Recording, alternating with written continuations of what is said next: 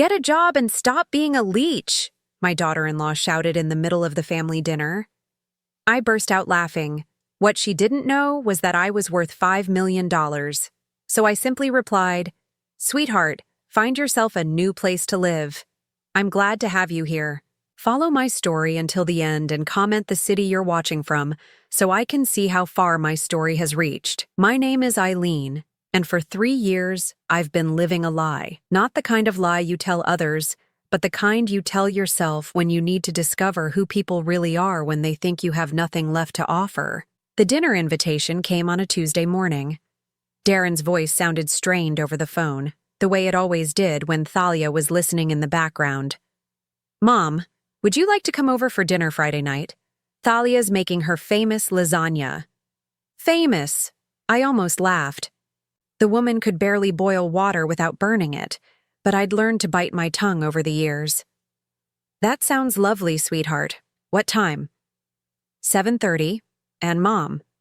He paused, and I could practically hear Thalia's sharp whisper in the background.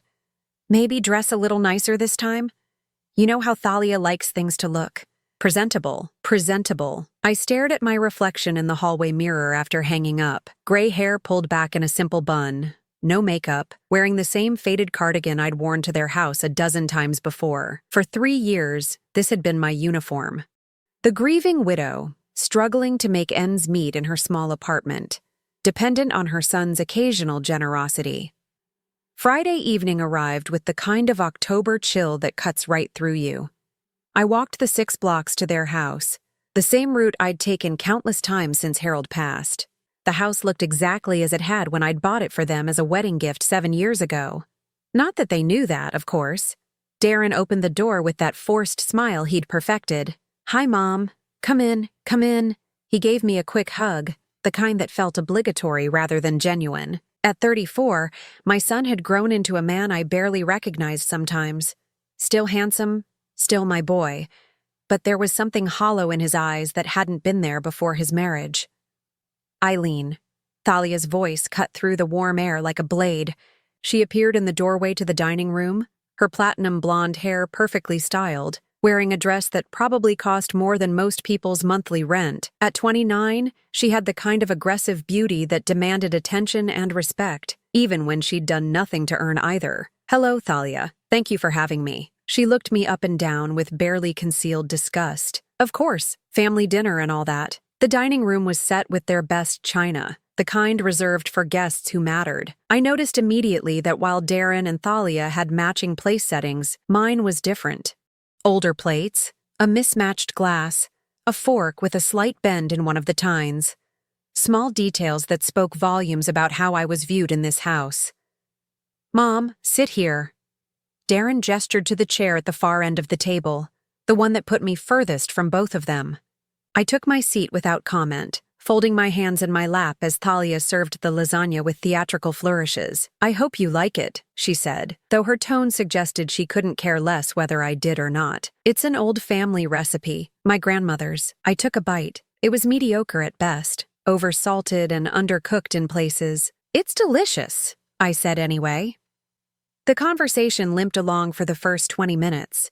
Darren talked about his job at the marketing firm, careful to avoid mentioning the promotion he'd been passed over for again. Thalia dominated most of the discussion, talking about her yoga classes, her shopping trips, her plans to redecorate the living room. "We're thinking of getting new furniture," she announced, cutting her lasagna into precise little squares. "Something more modern. The stuff we have now is so outdated." I remembered picking out that furniture with them when they'd first moved in. Thalia had loved it then, gushed about how perfect it was, but that was before she'd decided that everything in her life, including her husband's mother, needed an upgrade. "That sounds expensive," I said mildly. Thalia's eyes flashed. "Well, some people prioritize making their homes beautiful.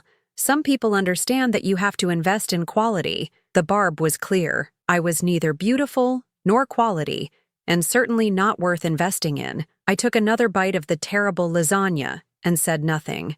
"Actually, Mom," Darren began, and I could hear the reluctance in his voice. "We wanted to talk to you about something." I set down my fork and waited, Thalia leaned forward, her expression shifting into what she probably thought was concern. Eileene, we've been worried about you, living alone in that tiny apartment, struggling to make ends meet.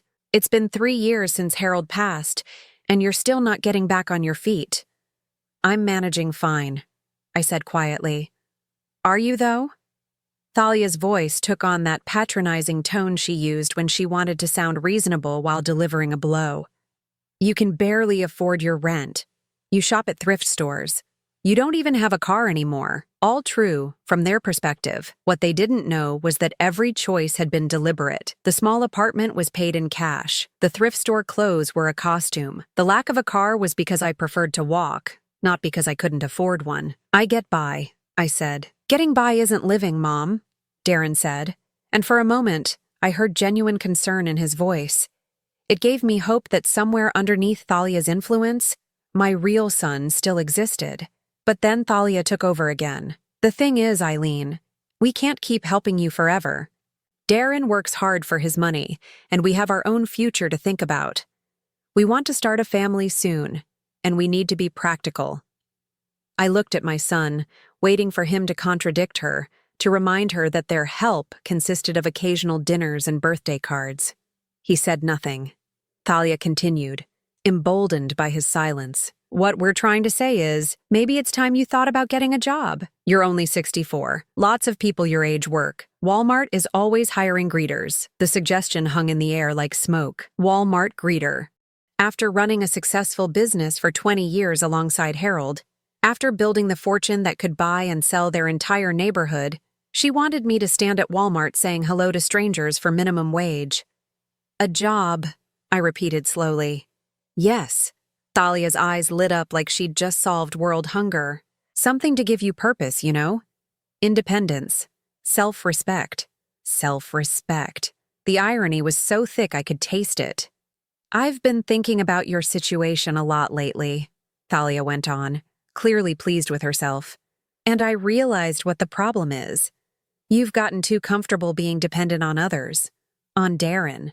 It's not healthy for any of us. I felt something cold settle in my chest. Not anger exactly. Something calmer and far more dangerous. Is that what you think I am? I asked. Dependent? Well, Thalia glanced at Darren, seeking backup. I mean, let's be honest here. You rely on us for everything. Every time there's a bill you can't pay, every time something breaks in your apartment, who do you call?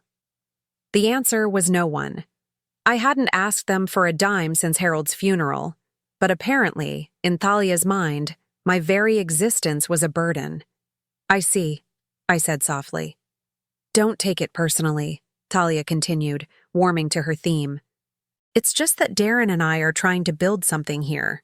We're young, we're ambitious, and we can't be constantly worried about supporting someone who won't even try to support herself. Won't even try. The words echoed in my mind as I looked at this woman who'd never worked a day in her life, who spent her husband's paycheck on designer handbags and spa treatments, who lived in a house she didn't know I owned while lecturing me about self-sufficiency. Thalia, I said, my voice barely above a whisper. Yes? I looked directly into her eyes, and for the first time in 3 years, I let her see something real, something that made her lean back slightly in her chair. You have no idea what's coming for you. The silence that followed was deafening. Darren shifted uncomfortably in his seat.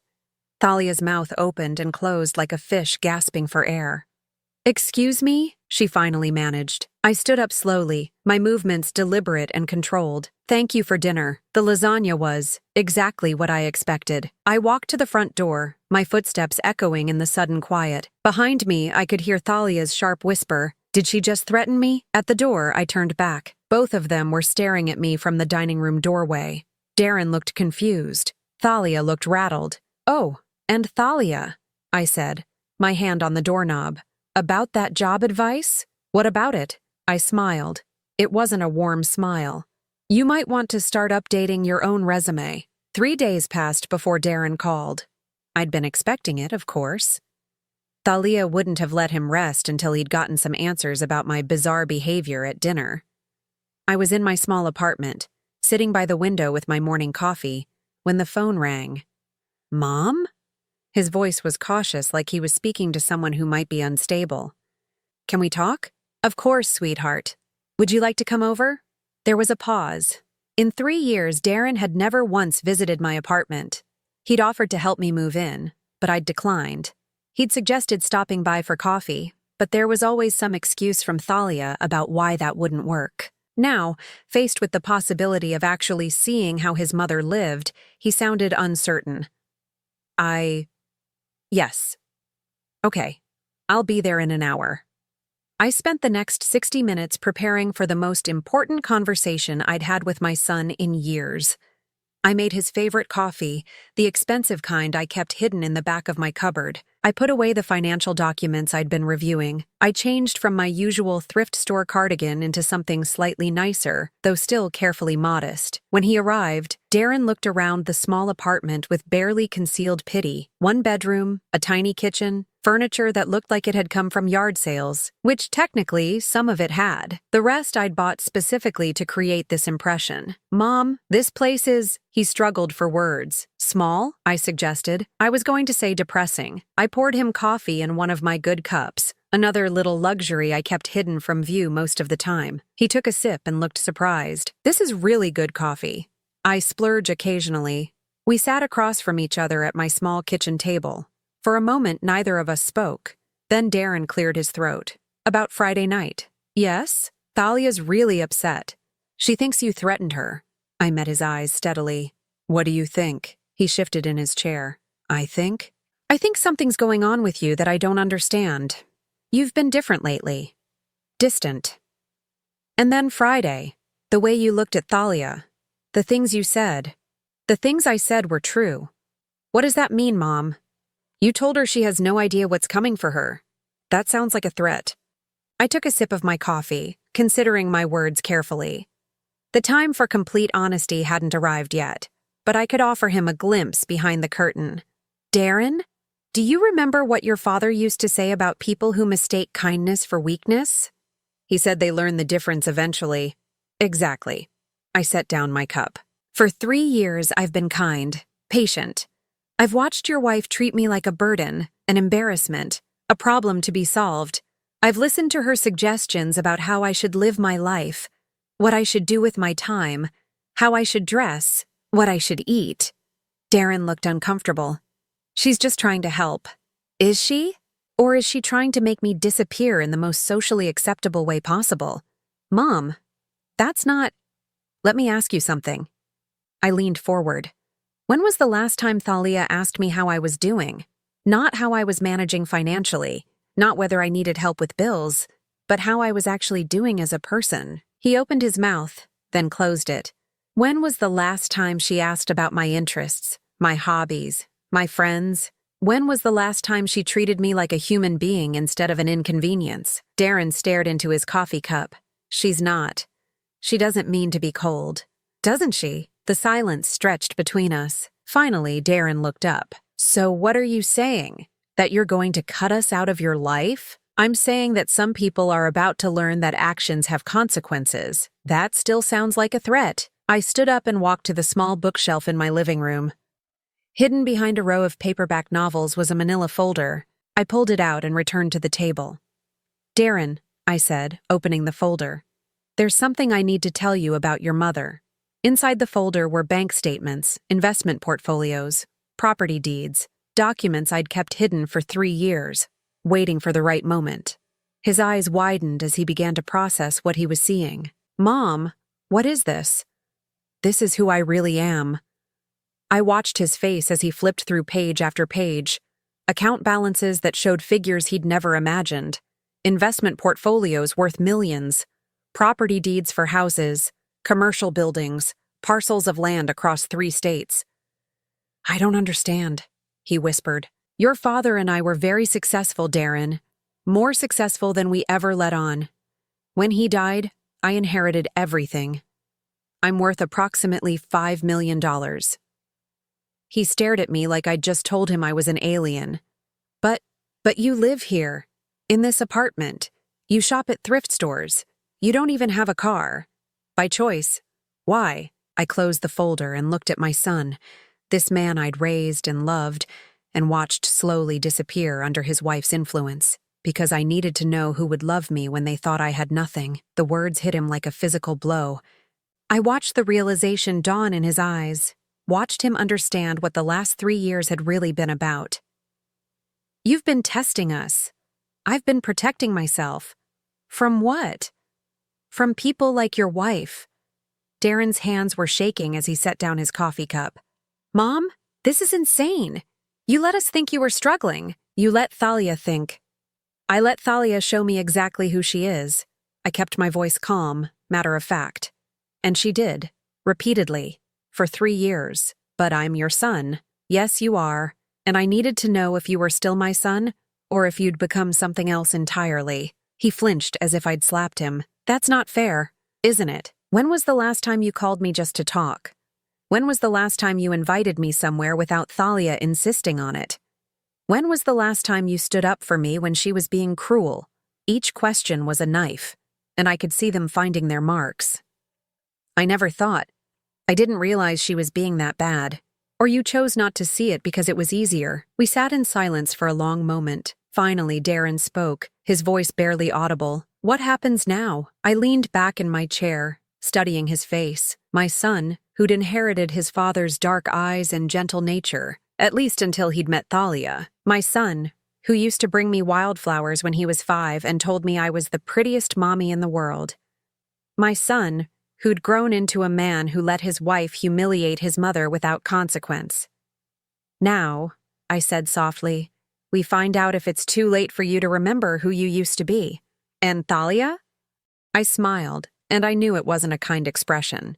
Thalia is about to discover that some people aren't as helpless as they appear.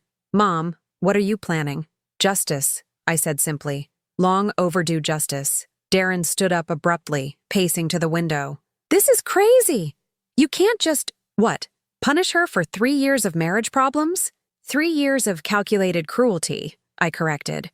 3 years of treating me like dirt while living off your income, which comes from a job you only have because of the connections your father and I built over 20 years. That stopped him cold. What? Did you think that marketing position just fell into your lap? Your father called in favors to get you that interview. We've been pulling strings behind the scenes your entire adult life. His face went pale. How much of my life has been a lie? None of it was a lie, sweetheart, but some of it was. Protected. I stood and walked to him, placing a gentle hand on his arm. I love you, Darren. I've loved you since before you were born. But love doesn't mean accepting abuse, not even from family. He turned to face me, and for a moment, I saw the little boy he used to be. What do I do? That's up to you. But I want you to think about something. What? In 3 years of marriage, has Thalia ever once encouraged you to spend time with me? Has she ever suggested that maybe, just maybe, I might have value beyond what I could provide financially? He opened his mouth to answer, then closed it. That's what I thought. I squeezed his arm gently. Some storms are coming, sweetheart. When they hit, you'll have to decide which side of them you want to be on. Is that a threat? It's a promise, I said. And unlike some people in your life, I always keep my promises. I gave them a week to process what I'd told Darren. A week for him to go home, look at his wife with new eyes, and decide what kind of man he wanted to be. A week for Thalia to wonder what exactly I'd meant by my parting words at their dinner table. The call came on a Wednesday morning. Thalia's voice, sharp and demanding, cut through the peaceful quiet of my apartment. Eileene, we need to talk, right now. Good morning to you too, Thalia. Don't play games with me. Darren told me about your little revelation about the money. I smiled, settling into my favorite chair with my coffee. Did he? Yes, he did. And I want to know what kind of sick game you've been playing. What kind of game do you think I've been playing? Her voice rose an octave. You let us think you were poor. You sat there and let me worry about you. Let me try to help you. And all this time you were secretly rich. Let her worry about me. Let her try to help. The revisionist history was breathtaking, even for Thalia. I see. And how exactly did you help me, dear? We invited you to dinner. We included you in family events. You mean the dinners where you served me on mismatched plates and lectured me about getting a job at Walmart? Silence. Then, you're coming over. Tonight. We're settling this. Am I? Yes. 7 o'clock. And Eileene? You owe us an explanation. The line went dead. I set the phone down and finished my coffee, thinking about the conversation that lay ahead. Then I walked to my bedroom closet and pushed aside the thrift store cardigans and discount dresses. In the back, wrapped in protective garment bags, hung the clothes I used to wear, the clothes that reflected who I really was. I selected a black dress, elegant but not flashy, real jewelry, not costume pieces, shoes that cost more than Thalia spent on groceries in a month. When I looked in the mirror, I saw a woman who could buy and sell everything Thalia had ever owned without checking her bank balance. It was time to stop hiding. I arrived at their house at exactly 7 o'clock, the same house I'd purchased for them 7 years ago, though they'd never known it. The same house whose mortgage I'd been quietly paying through a property management company, letting them believe Darren's salary covered it. Darren answered the door, and his eyes widened when he saw me. "Mom, you look different. Like yourself," he said quietly.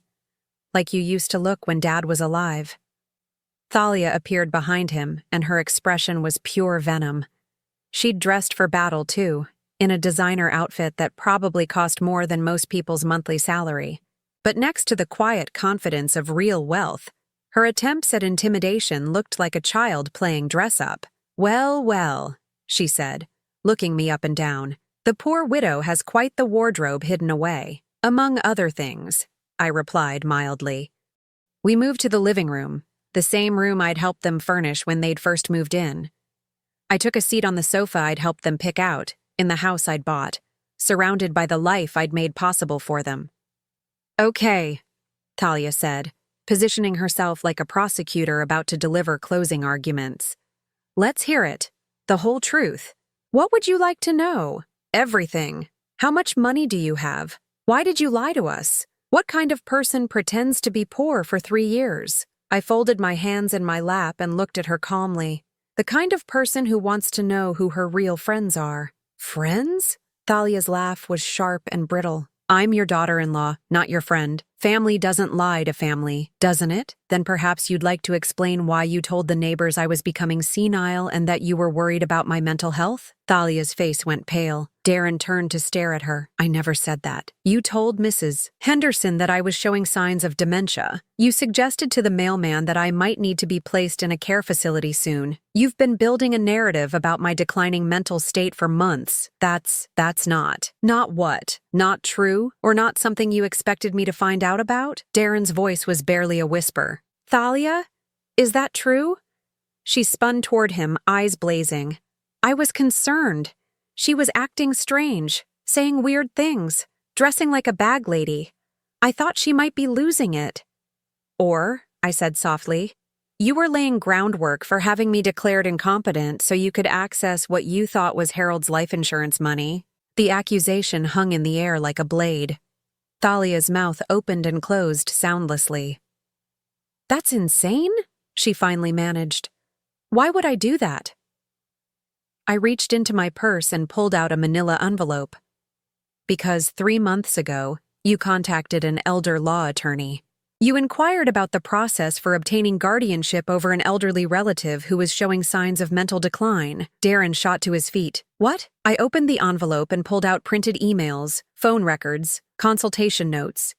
"You wanted to know how quickly the process could be completed and whether there were ways to expedite it if the relative had significant assets. How did you get those?" Thalia's voice was barely audible. "Money opens many doors, dear, including the ones you thought were locked."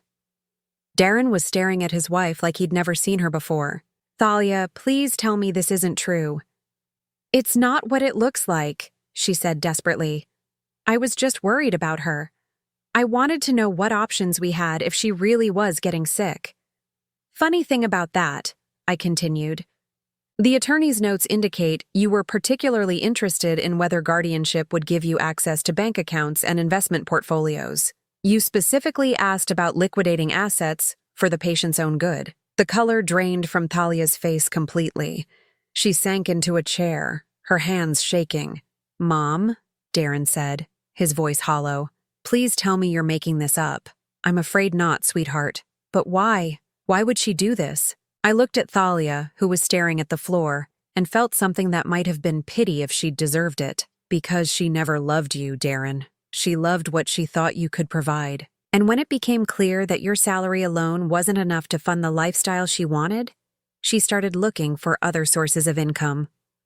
That's not true, Thalia whispered. Isn't it?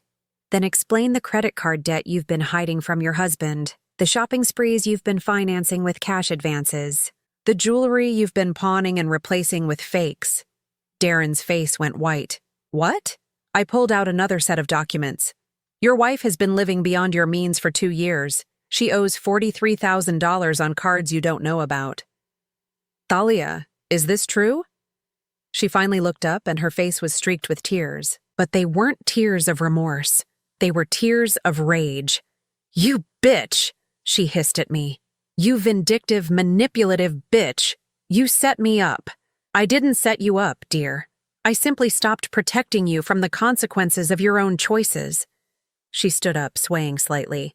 You think you're so smart, don't you? You think you've won? Won what? You wanted to destroy my marriage, and you did it. Congratulations. I stood as well, and suddenly the small apartment version of me was gone completely. In her place stood the woman who'd built a business empire alongside her husband, who'd made million-dollar decisions without blinking, who'd never backed down from a fight in her life. I didn't destroy your marriage, Thalia. You did. The moment you decided that my son was just a stepping stone to something better. I love Darren. You love what Darren represents. Security, status, a meal ticket. But you've never loved him. How dare you? How dare I what? Tell the truth? Reveal what you really are? I walked closer to her, close enough that she had to look up to meet my eyes. You want to know what's really going to happen here, Thalia? What? You're going to pack your things and you're going to leave this house. Tonight. She laughed, high and wild. You can't make me leave my own home. Actually, I can. I pulled out one more document from my purse. The deed to the house, with my name clearly visible as the owner. This house belongs to me. It always has. Darren, and you have been living here as my guests for 7 years. The silence that followed was deafening. Darren stared at the deed like it was written in a foreign language. Mom, what does this mean? It means your wife has 30 minutes to pack a bag and get out of my house. Thalia was shaking now, fury and fear warring in her expression. You can't do this. I have rights. Tenant rights. You're not a tenant. You're a guest who's overstayed her welcome. I folded the deed and put it away. 30 minutes, Thalia. After that, I call the police and have you removed for trespassing. Darren! She turned to him desperately. Say something. This is our home. But Darren was still staring at the spot where the deed had been, processing the full scope of what he'd just learned. Darren! She screamed. He looked up at her, and his expression was that of a man seeing clearly for the first time in years. Get out, he said quietly. What? Get out of my mother's house. Thalia's face crumpled, but I felt no satisfaction in her tears. Only tired relief that the charade was finally over. This isn't over, she said, looking at me with pure hatred. You think you've won, but this isn't over. I smiled, and I made sure she could see exactly how little her threats meant to me. Oh, but it is, dear. This is just the beginning of what happens to people who mistake my kindness for weakness. She ran from the room, her footsteps pounding up the stairs. I could hear her throwing things around, slamming drawers, sobbing with rage. Darren and I stood in the living room, surrounded by the wreckage of his marriage and the echoes of 3 years of lies finally exposed to the light. Mom, he said finally. Yes? I'm sorry. I know you are, sweetheart. What happens now? I walked to the window and looked out at the quiet street, thinking about second chances and the price of forgiveness. Now we find out if it's possible to rebuild what we lost. The calls started the next morning. First, my sister-in-law, Margaret, Harold's brother's wife, her voice tight with disapproval. Eileene, what in God's name has gotten into you? Thalia called me crying last night. She says you threw her out of her own home. I was sitting in my small apartment, still maintaining the charade for now, sipping coffee from my chipped mug while listening to Margaret's outrage. "Did she mention why?" I asked mildly. "She said you've been lying about money, pretending to be poor when you're actually wealthy." "Eileene, that's disturbed behavior." "Is it?" "Yes. And now you've kicked a young woman out of her home because of some family squabble. Harold would be ashamed. Harold would be ashamed." The words stung because once upon a time, Margaret's opinion had mattered to me. She'd been like a sister during the early years of my marriage, before Thalia had poisoned that well too. "Margaret, did Thalia happen to mention the attorney she consulted about having me declared incompetent?" Silence. "Or the $43,000 in secret debt she's accumulated?" What are you talking about?" "Ask her. When you're done feeling sorry for her, ask her about the real reason she wanted access to my finances." I hung up before she could respond. The phone rang again immediately. Harold's sister, Patricia, with the same outrage, the same accusations, the same willful blindness to what Thalia really was. By noon, I'd received calls from 6 relatives, all parroting the same narrative. Poor Thalia, innocent victim of a vindictive mother-in-law who'd lost her mind with grief. I listened to each one, made mental notes about who had called, and said very little in my own defense. Let them show themselves. Let them reveal how quickly they'd turn on family when presented with a sob story from a manipulative stranger. The most disturbing call came from my nephew David, Margaret's son, whom I'd helped put through college just 5 years earlier. "Aunt Eileene," he said, his voice careful and professional, "I've been talking to some people about your situation." "My situation?"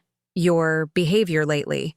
The family is concerned that you might be showing signs of dementia or some other cognitive decline." I set down my coffee cup very carefully. Who exactly has been discussing my cognitive state? Well, Thalia mentioned some incidents: strange behavior, paranoid thinking, accusations against family members. And now this business with throwing her out. David, let me ask you something. Do you remember who paid for your final year at Northwestern? What does that have to do with anything? Humor me. Mom and Dad helped, and I had loans. Your parents contributed $8,000. I paid the remaining $32,000. Silence. I also paid for your sister's wedding, your mother's breast cancer treatment that insurance didn't cover, and the down payment on your first house, all of which you know perfectly well. Aunt Eileene, so when you talk about my cognitive decline, you might want to consider whether someone with dementia would remember those details quite so clearly. He hung up without another word. The pattern was becoming clear. Thalia hadn't just disappeared quietly into the night. She'd launched a campaign, painting herself as the victim of an unstable older woman who'd suddenly snapped. And like poison in a well, her version of events was spreading through the family network. 2 days later, Darren called. His voice was strained, exhausted. "Mom, can we meet? We need to talk." "Of course. Where?" "Not at the house. Thalia's been. She's been calling everyone. The family's in an uproar. We met at a small cafe downtown, the kind of anonymous place where 2 people could have a difficult conversation without being overheard." Darren looked like he hadn't slept in days. His eyes were red-rimmed, his clothes wrinkled, his usually perfect hair disheveled. "She's destroyed me," he said without preamble. "What do you mean?" "Thalia, she's not just telling everyone her version of what happened. She's making things up." I wasn't surprised, but I waited for him to continue. "She told my boss that you're suffering from dementia and that I've been distracted at work, worried about your mental health. She suggested they might want to consider whether my job performance has been affected." The calculated cruelty of it took my breath away. Not content with destroying her own reputation, she was now trying to sabotage Darren's career. "What did your boss say?" He was sympathetic. Suggested I might want to look into FMLA, maybe take some time off to deal with family medical issues. "And you told him?" What could I tell him? That my wife is a liar who tried to have my mother declared incompetent so she could steal her money? That I've been living in a house my mother owns without knowing it? That my entire adult life has been built on foundations I never understood? His voice was rising, drawing glances from other customers. I reached across the table and touched his hand. "Lower your voice, sweetheart. He laughed bitterly. She's been one step ahead of me this whole time. By the time I realized what she was doing, she'd already poisoned half the family against you and made me look like either a liar or an idiot at work. What else? She's living with her sister now, crying to anyone who'll listen about how you manipulated our marriage, how you set traps for her, how you're dangerous and unstable. I sipped my coffee, thinking. Thalia was more resourceful than I'd given her credit for. She'd turned her humiliation into a weapon, her exposure into martyrdom. There's more, Darren continued. She's been to see a lawyer. About what? About the house. She's claiming she has tenant rights, that you can't just evict her without proper notice. She's also claiming you coerced her into leaving under duress. And what did the lawyer tell her? That she doesn't have a case. But here's the thing, Mom. She's not trying to win. She's trying to make our lives hell. I nodded. It was exactly what I'd expected from someone like Thalia once she realized she'd lost everything. Show me, I said. What? Show me what she's been telling people. I want to see exactly what we're dealing with. Darren pulled out his phone and opened his social media. The posts were masterfully crafted, each one designed to elicit maximum sympathy while maintaining plausible deniability. Going through a difficult time with family, sometimes the people you trust most are the ones who hurt you deepest. Prayers appreciated. Learning hard truths about manipulation and psychological abuse. Grateful for friends who see through the lies. When someone spends years pretending to be something they're not, what else are they lying about? Trust your instincts. Each post had dozens of comments expressing support, outrage on her behalf, condemnation of unnamed family members who'd obviously wronged this poor young woman. She's good, I admitted. She's evil. No, she's desperate, and desperate people make mistakes. What kind of mistakes? I handed him back his phone and leaned forward, the kind that reveal more than they intended. I don't understand. Look at the pattern, Darren. What's the one thing missing from all her posts? He scrolled through them again, frowning. I don't see it. She never once mentions loving you. Not once. She talks about being betrayed, being manipulated, being lied to, but she never says she's heartbroken about losing her marriage. She never says she misses her husband. The realization hit him like a physical blow. Because she doesn't. Not because she never did. This isn't grief, sweetheart. This is rage at being caught. We sat in silence for a moment, processing the depth of Thalia's deception and the scope of the damage she was trying to inflict. What do we do? Darren asked finally. I smiled, and I made sure he could see that whatever sympathy I might have felt for his wife had evaporated completely. We let her keep digging. What? Right now, Thalia thinks she's winning. She thinks she's successfully painted herself as the victim and us as the villains. She's feeling confident, maybe even triumphant. And that helps us how? Because confident people get careless. They overreach. They make the kind of mistakes that reveal who they really are. You think she'll slip up? I don't think it, sweetheart. I know it, because I've been watching her for 3 years, and I know exactly what kind of person she is. I reached into my purse and pulled out another manila envelope, this one thicker than the others. What's that? Insurance. What kind of insurance? The kind that proves everything I've been telling you about your wife's true nature. Darren's eyes widened. What do you mean? I mean that while Thalia was busy planning my downfall, I was busy documenting hers. Every financial indiscretion, every lie she told, every manipulation she attempted. It's all here. Why haven't you used it? Because I wanted to give her enough rope to hang herself. And judging by her behavior over the last few days, I'd say she's about to tie the noose. Mom, what are you planning? I stood up, gathering my things with the careful precision of someone who'd been planning this moment for a very long time. Justice, sweetheart. Pure, simple justice. And what does that look like? I looked at my son, this man I'd raised and loved and watched nearly lose himself to a woman who'd never deserved him. It looks like the truth. All of it. Every ugly, manipulative, calculating piece of it. When? Soon, I said. Very soon. Because if there's one thing I've learned about people like Thalia, it's that they can't resist trying to land one final blow. And when she does, we'll be ready. I didn't have to wait long for Thalia to make her fatal mistake. It came exactly 1 week after our conversation at the cafe, in the form of a phone call that would expose everything she really was. The call came to my apartment at 2:30 in the afternoon. I was reviewing some investment portfolios when the phone rang, the caller ID showing a number I didn't recognize. Mrs. Holloway, this is Detective Sarah Martinez with the Sacramento Police Department. My blood went cold. Yes? Ma'am, I need to ask you some questions about a report that's been filed against you. Allegations of elder abuse and financial exploitation. I set down my papers very carefully. I'm sorry, what? A young woman named Thalia Holloway has filed a complaint alleging that you've been the victim of financial abuse by family members, and that those same family members are now retaliating against her for trying to help you. The audacity was breathtaking. Even for Thalia, this crossed a line I hadn't expected her to cross. Detective Martinez, I think there's been some confusion. Ma'am, could you come down to the station? We'd like to get your side of the story. Of course. I'll be there within the hour. I hung up and immediately called my attorney, Jonathan Reeves, a man who'd been handling my legal affairs since Harold's death. Jonathan, I need you to meet me at the Sacramento Police Department immediately. What's happened? My former daughter-in-law has accused my son and me of elder abuse and financial exploitation. There was a pause. That's a serious charge, Eileene. Yes, it is, and completely fabricated. I'll be there in 30 minutes. I changed into one of my better outfits, gathered every document I thought I might need, and drove to the police station in the BMW I kept garaged across town. It was time to stop hiding who I really was. Detective Martinez was a woman in her 40s with kind eyes and a no-nonsense demeanor.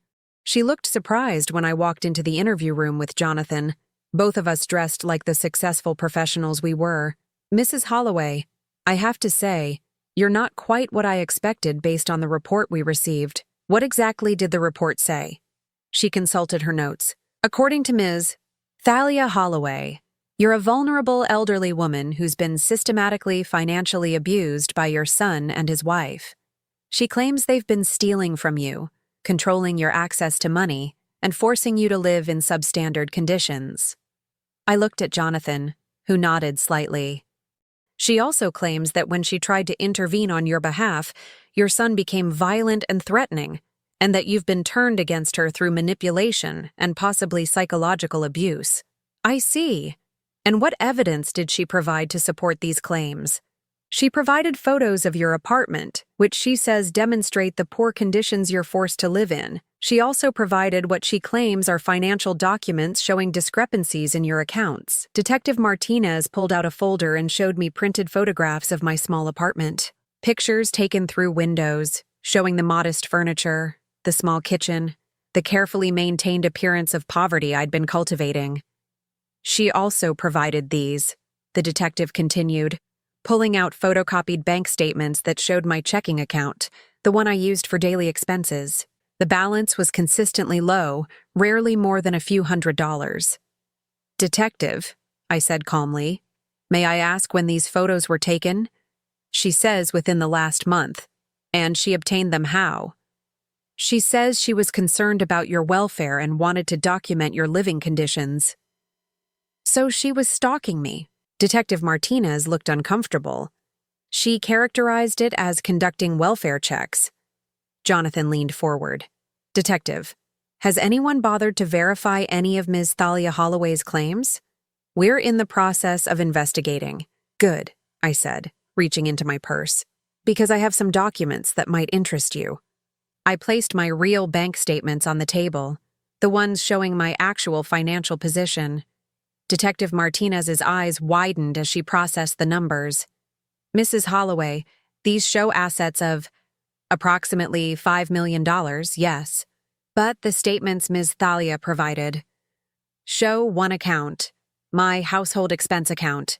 I maintain multiple accounts for different purposes. Jonathan pulled out additional documents. Detective, my client is a wealthy widow who chose to live modestly for personal reasons. She's never been financially abused, and she's certainly never been controlled by her son. Then why would Ms. Thalia make these accusations? I smiled grimly. Because she's the one who attempted financial exploitation, and when she was caught, she decided to try one last desperate gambit. I pulled out the envelope I'd shown Darren at the cafe, the one containing evidence of Thalia's real activities. These documents show that Ms. Thalia Holloway contacted an elder law attorney about obtaining guardianship over me. She specifically inquired about gaining access to what she believed were substantial assets. Detective Martinez studied the documents, her expression growing more serious.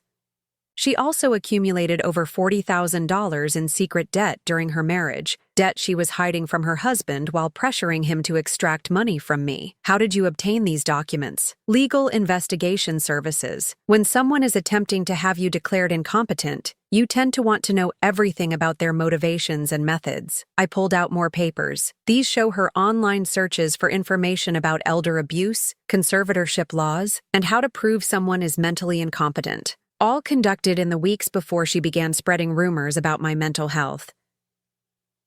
The detective was quiet for a long moment, reviewing everything I'd provided. Mrs. Holloway, if what you're telling me is true, then Ms. Thalia has filed a false police report. Yes, she has. That's a serious crime. Yes, it is. Detective Martinez looked at Jonathan. What does your client want to do about this? We want Ms. Thalia prosecuted to the full extent of the law, he said without hesitation. And, I added, we want a restraining order preventing her from contacting me, my son, or any member of our family. The detective nodded slowly. I'll need to discuss this with the district attorney's office, but based on what you've shown me, it appears Ms. Thalia Holloway has committed several crimes. What happens now? I asked. Now we arrest her. 2 hours later, I was sitting in my real apartment, the luxury penthouse I'd called home for the past 3 years, when Darren called. Mom, the police just called me. They arrested Thalia. I know. You know? How do you? Mom, where are you? I went by your apartment, and it's empty. I looked around my real home, the one with floor-to-ceiling windows overlooking the city, the one filled with the antiques and artwork Harold and I had collected over 20 years of marriage. I'm at home, sweetheart. What do you mean? I mean, I'm at my real home. The apartment was just another costume. Silence. Then, Mom, I don't understand anything anymore. Come to the Meridian Towers on 5th Street, penthouse level. I'll explain everything. 30 minutes later, Darren stood in my real living room, staring at surroundings that probably cost more than most people made in a year. This is where you've been living? This is where I've always lived. Even when I was visiting you in that little apartment, I came home to this. He sank into one of my leather chairs, his head in his hands. She really tried to have you declared incompetent. Yes? And she filed a false police report. Yes? Why? Why go that far? I poured myself a glass of wine from a bottle that cost more than Thalia spent on shoes in a month. Because she's not just greedy, Darren. She's genuinely malicious. When she realized she couldn't get what she wanted through manipulation, she decided to destroy us both out of spite. What happens to her now? She'll be prosecuted for filing a false report, attempted fraud, and possibly stalking. She'll likely serve some jail time, and she'll definitely have a criminal record. He was quiet for a long time, processing everything. I feel like I don't know anything about my own life, he said finally. You know the important things. You know I love you. You know you're a good man who got caught up with a bad woman. You know you have a second chance to build something real. Do I? Do we? I looked at my son, this man I'd raised and protected, and almost lost to someone who'd never deserved him. That depends. On what? On whether you can forgive yourself for not seeing who she really was, and whether you can forgive me for the test I put you through. You were protecting yourself. I was, but I was also testing you. And that's not fair. A mother shouldn't have to test her child's love. Darren looked up at me, and for the first time in years, I saw the boy he used to be before Thalia had gotten her claws into him. Can we start over? I'd like that very much. No more tests, no more games, no more lies, no more tests, I agreed. But, sweetheart? Yeah? If you ever bring home another woman like Thalia, I'm moving to Europe and not leaving a forwarding address. For the first time in months, my son laughed. Really laughed. Deal, he said. Definitely deal. 6 months later, I was sitting on my terrace watching the sunset paint the city in shades of gold and amber when Darren called with news I'd been expecting. The divorce is final, he said, his voice lighter than it had been in years. How do you feel? Free. Terrified, but free. I smiled, understanding exactly what he meant. Freedom after prolonged captivity was always a mixture of relief and uncertainty. And Thalia, sentenced to 6 months in county jail, 3 years probation, and she has to pay restitution for the legal costs her false report generated. Good. She also has a restraining order that prevents her from contacting either of us for 2 years. Even better. There was a pause. Then Darren asked the question I'd been waiting for. Mom, can I ask you something? Of course. When did you know? When did you know she was going to try something like this? I sipped my wine, thinking back to the moment I'd first realized what Thalia truly was. The 2nd week after your father's funeral, she came to visit me, supposedly to check on how I was doing. I remember that. She spent 5 minutes asking about my grief and 45 minutes asking about Harold's life insurance, his investments, what kind of inheritance I'd be leaving you someday. She was grieving too. Dad had been like a father to her. No, sweetheart. She was calculating. There's a difference. I could hear him processing this, probably remembering that visit with new understanding. That's when I decided to test her, to see if my suspicions were correct. And they were. Unfortunately, yes. But Darren, I want you to understand something. I didn't do all this just to prove Thalia was terrible. I did it to save you. Save me from what? From a life with someone who would have destroyed you piece by piece. She wouldn't have stopped with trying to control your mother. Eventually, she would have controlled every aspect of your life. The silence stretched between us, comfortable now in a way it hadn't been for years. I have something to tell you too, he said finally. What's that? I've been seeing someone, my heart clenched, half with hope and half with protective fear. Tell me about her. Her name is Rebecca. She's a teacher at the elementary school near my office. We met at a coffee shop 3 months ago. And she doesn't know anything about our money. She thinks I'm just a regular guy with a regular job who lives in a house I inherited from my grandmother. I laughed despite myself. You told her you inherited my house? Well, technically that's true, isn't it? I mean, someday? Someday? Yes. What's she like? She's normal, kind. She volunteers at an animal shelter on weekends. She drives a 10-year-old Honda and thinks Olive Garden is fancy dining. Do you love her? Another pause, longer this time. I think I could. But Mom, I'm scared. Of what? Of not being able to tell the difference between real love and manipulation. Of making the same mistake again. I stood up and walked to the edge of my terrace, looking out over the city where my son was learning to rebuild his life. Sweetheart, can I tell you something your father used to say? What? He used to say that the difference between love and manipulation is that love makes you feel like the best version of yourself, while manipulation makes you feel like you're never good enough. I like that. How does Rebecca make you feel? Like I used to feel, before. Like I'm enough just as I am. Then trust that feeling, and trust yourself. You're not the same man who fell for Thalia's games. You're wiser now. I hope so. I know so. But Darren. Yeah? When you're ready, I'd like to meet her. Really? Really. And this time, I promise to be myself from the beginning. No tests, no costumes, no games. She might be intimidated by all this. I could hear him gesturing at what I assumed was his memory of my penthouse. Then we'll meet somewhere neutral, somewhere that puts her at ease. You'd do that? Sweetheart, I've spent 3 years pretending to be someone I'm not. I'm tired of pretending. If Rebecca is someone who might become important to you, then she's someone I want to know. What if she doesn't like you? Then she's not the right woman for you. And what if you don't like her? I smiled, remembering my promise about moving to Europe.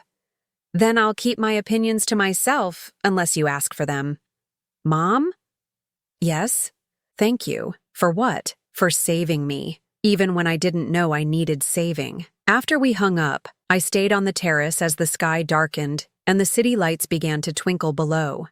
I thought about the past 3 years, about the elaborate deception I'd maintained, about the pain of watching my son slowly disappear under his wife's influence.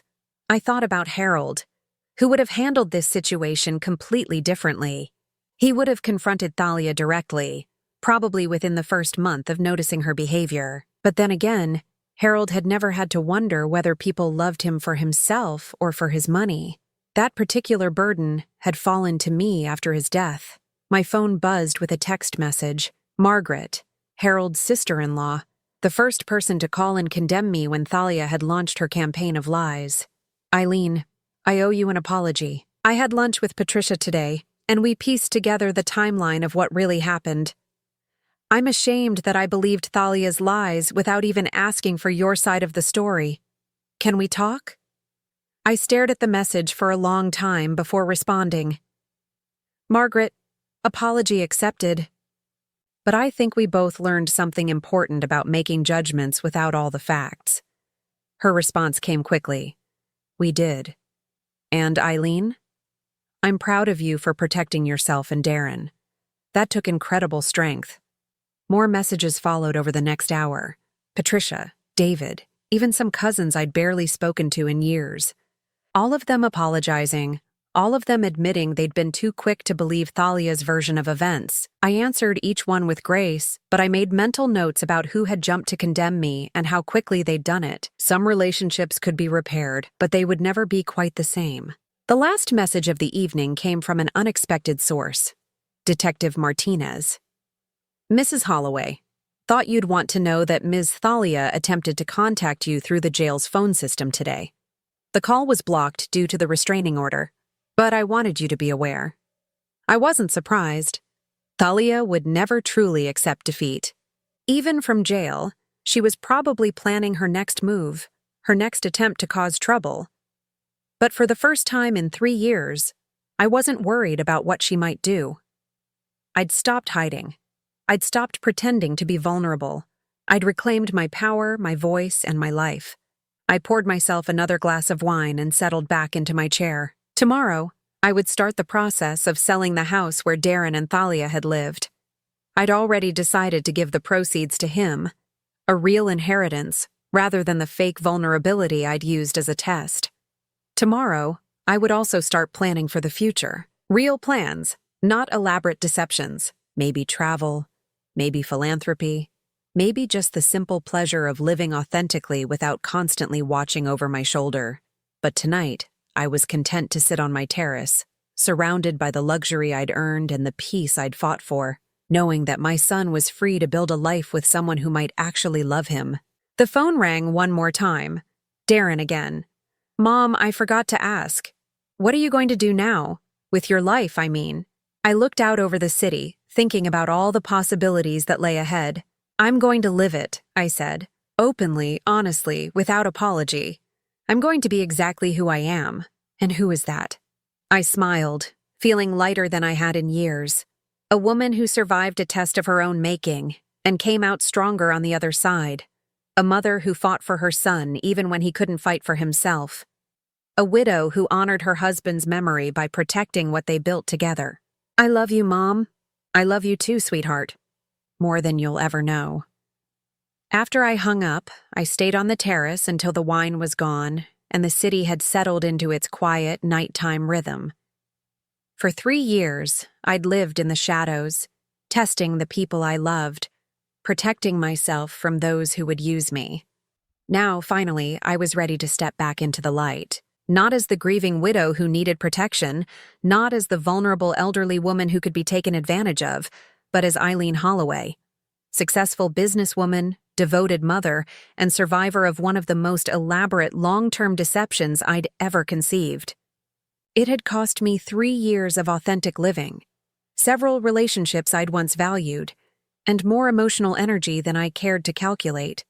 But it had saved my son, exposed a dangerous predator, and taught me that I was stronger than I'd ever imagined. As I finally headed inside to bed, I caught my reflection in the glass doors. Not the tired, shabby woman I'd pretended to be, but the real me. Well-dressed, confident, unashamed of my success or my choices. Tomorrow would bring new challenges, new relationships to navigate, new decisions to make. But whatever came next, I would face it as myself. And that, after 3 years of elaborate pretense, felt like the greatest victory of all.